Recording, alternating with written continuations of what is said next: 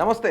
2025 భారత్లో జరిగిన మహిళల క్రికెట్ ప్రపంచ కప్ ఏదైతుందో దీనికి విశ్వ విజేతగా భారత మహిళా క్రికెట్ జట్టు నిలిచింది. అయితే మొట్టమొదటిసారిగా ఐసీసీ ప్రపంచ కప్ గెలిచి చరిత్ర సృష్టించిన నేపథ్యంలో ఈ చారిత్రాత్మక విజయం ఏదైతుందో దీన్ని పురస్కరించుకొని విక్టరీ పరేడ్ నిర్వహించే విషయమై ఇంకా ఎలాంటి ప్రణాళిక ఖరారు కాలేదని బీసీసీఐ కార్యదర్శి దేవజిత్ సైకియా సోమవారం మీడియాతో మాట్లాడుతూ ఈ విషయాలను వెల్లడించారనమాట. నవంబర్ 4 నుంచి 7 వరకు దుబాయ్లో జరగనున్న ఐసీసీ సమావేశాల దృష్ట్యా బోర్డులోని కీలక అధికారులు ఎవరైతే ఉన్నారో వాళ్ళంతా కూడా ప్రయాణాల్లో ఉన్నారని, వారు తిరిగి వచ్చిన తర్వాతే విజయోత్సవాలపై నిర్ణయం తీసుకుంటామని ఆయన తెలిపారు. అయితే ప్రస్తుతానికి విక్టరీ పరేడ్ వంటి ప్రణాళికలు ఏవీ లేవు. నేను ఐసీసీ సమావేశాల కోసం దుబాయ్ వెళ్తున్నాను, చాలా మంది అధికారులు కూడా అక్కడికి వస్తున్నారు, మేమంతా తిరిగి వచ్చాక తగిన ప్రణాళిక రచిస్తాం అని ముంబై విమానాశ్రయం నుంచి కూడా సైకియా వివరించారు. ఎందుకంటే ఇదే సమయంలో పురుషుల ఆసియా కప్ 2025 ట్రోఫీ వివాదాన్ని కూడా ఐసీసీ దృష్టికి తీసుకెళ్తామని సైకియా స్పష్టం చేశారు. అయితే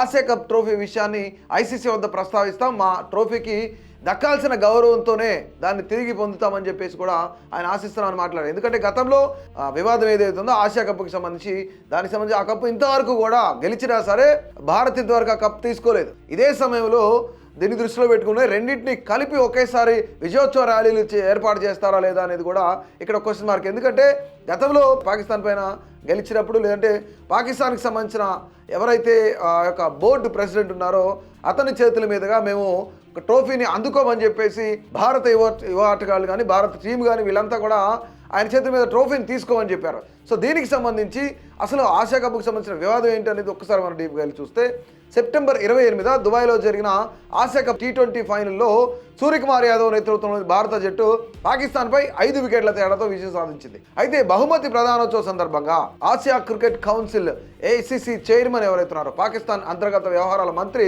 అయిన మహసిన్ నఖ్వీ చేతుల మీదుగా ఈ ట్రోఫీని మేము స్వీకరించడానికి భారత జట్టు నిరాకరించిందనమాట. ఇక ఇరు దేశాల మధ్య ఉన్న ఉద్రిక్తతలు ఏవైతున్నాయో వాటి నేపథ్యంలోనే ఈ నిర్ణయం తీసుకున్నారు. దీంతో ట్రోఫీ పథకాలు లేకుండానే భారత ఆటగాళ్లు విజయాన్ని జరుపుకోవాల్సి వచ్చింది.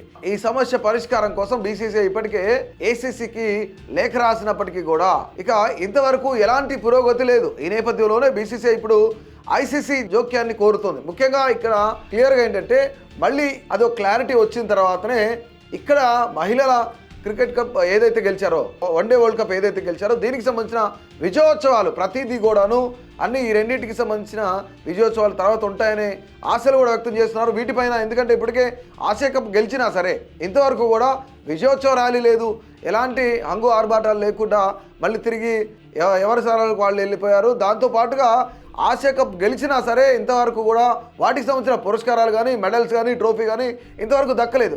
సో ఇదంతా క్లియర్ అయిన తర్వాతనే మహిళల వరల్డ్ కప్ గెలిచింది కాబట్టి సో అది కూడా ఏదైతే ఇప్పుడు వాళ్ళు జరుపుకోవాల్సిన కొన్ని మీటింగ్స్ కానీ కొన్ని సెలబ్రేషన్స్ కానీ కొన్ని ర్యాలీలు కానీ వీటన్నిటిని కూడా వాయిదా వేసినట్లు కూడా మనకు క్లియర్గా అర్థమవుతుంది.